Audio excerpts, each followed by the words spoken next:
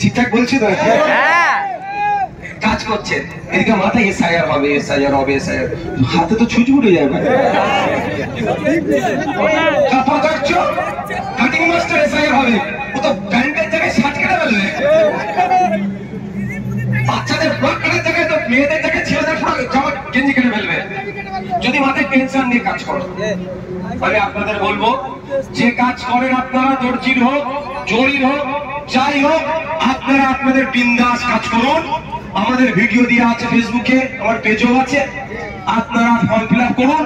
না আমাদের নেতৃত্বদের সহযোগিতা নিন, এরা ফর্ম ফিল আপ করবে, বা করে দেবেন। তৃণমূল, সিপিএম, কংগ্রেস অনেকে বোধ করেছে। আপনারা আমাদের কাছে আসতে পারেন বা ওদের কাছে যেতে পারেন, এখানে আমি কোনো ভেদাভেদ রাখতে চাই না। আমার চাই বৈধ ভোটারের নামটা থাকুক। সেখানে আপনি জেরক্স ফর্ম নিয়ে গিয়ে ফিল আপ করে নিয়ে এসে ঘরেও ফিল আপ করতে পারেন। গিয়ে ঠান্ডা মাথায় ফিল আপ করবে, ফিল আপ করে জমা দিয়ে রিসিপ্টটা নিয়ে নিন। জরির কাজটা মন দিয়ে করুন, এমনি জরির অবস্থা খারাপ হয়ে গেছে। বেশি কাজ করতে হচ্ছে, কম কামানি পেচ্ছে। আজকে দাঁড়িয়ে দেখে আলোচনা করার দরকার ছিল যে জরির একটা সময় একটা ডিমান্ড ছিল, এখন কমে গেল কেন? ডিমান্ড এখন কমেনি, মজুরি কমিয়ে দেওয়া হয়েছে। মধ্যখানে দালাল ভুঁইফোড়েরা আপনাদের মজুরিকে চুরি করছে। সরকারের কাজ ছিল এই দর্জি, এই জরি শ্রমিকদের দুর্দশার কথা চিন্তা করা। সরকারের কাজ ছিল কি এই দর্জি বা জরি শ্রমিকদের যাতে দিনের আয় বাড়ে তার ব্যবস্থা করা।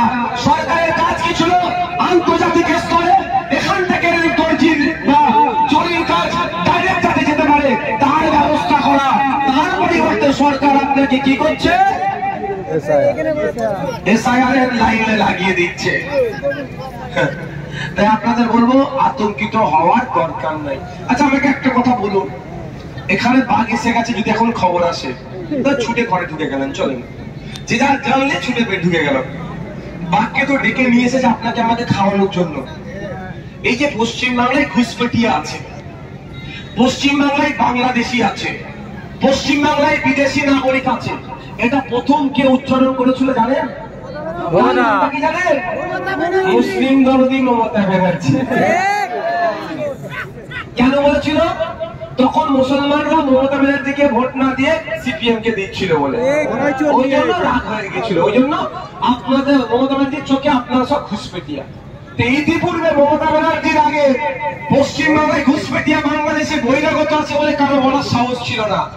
2002, 3, 4, 5 এই সময়টা দেখুন মমতা ব্যানার্জি লাফালাফি করেছে, কাগজ ছুঁড়ে মারামারি করেছে আপনার আমার দাদুকে, বাপেদেরকে বাংলাদেশি বলার জন্য।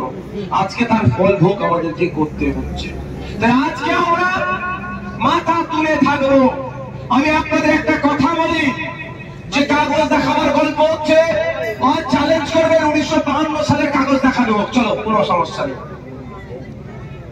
আচ্ছা আপনারা যারা আছেন, আপনার দাদুরা কি বাংলাদেশ থেকে এসেছে?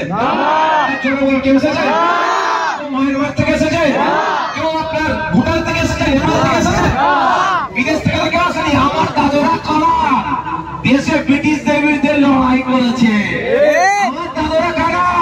বিনয় বাদল দীনেশ। আমার দাদু কারা? আশফাকুল্লাহ। আমার দাদুরা কে? শহীদ ক্ষুদিরাম। আমার দাদুরা কে? ফুরফুরের পীর আবু বকর। আমার দাদিরা কে? বিধিরত বর্তেদা। আমার দাদিরা কে? বেগম হযরত মহল। আমার দাদিরা কে? আপনার ঝাঁসির নারীর নাম কি? লক্ষ্মীবাই। আমাদের তাদের পূর্বপুরুষ আমরা। আমাদের দাদুরা বিদেশ থেকে আসেনি, বরঞ্চ আমাদের দাদুরা দাদিরা ব্রিটিশদের বিরুদ্ধে লড়াই করে তাদেরকে দেশ ছাড়া করেছে। আর ওই সময় ব্রিটিশদের জুতো চড়তো যারা, ব্রিটিশদের মুখ জুতোতে পা দিয়ে যারা বসে থাকতো, মুখ দিয়ে যারা বসে থাকতো, ব্রিটিশদের যারা গোলামি করতো, তারা নাকি আজকে আমার কাছ থেকে কাগজ চাইছে। আপনাকে আমাকে ভয় দেখিয়ে দিচ্ছে। কি বলছি বুঝতে পারছো না? আপনার হাওড়া জেলা বাবলু সাঁতরাকে বলে গেছেন নাকি? আমি বলিনি। বলুন তো, 2019 সালে পুলওয়ামাতে টেরর অ্যাটাক হয়েছিল, আমাদের বাবলু সাঁতরা শহীদ হয়েছিল। আজকে বাবলু সাঁতরার পরিবার ন্যায় পেয়েছে? আজকে বাবলু সাঁতরার পরিবার ন্যায় পেয়েছে?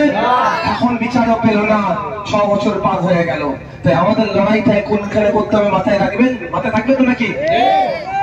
টু দা পয়েন্ট ধরে লড়াই করতে হবে। এই কারো অসুবিধা হচ্ছে না? বাজে কটা?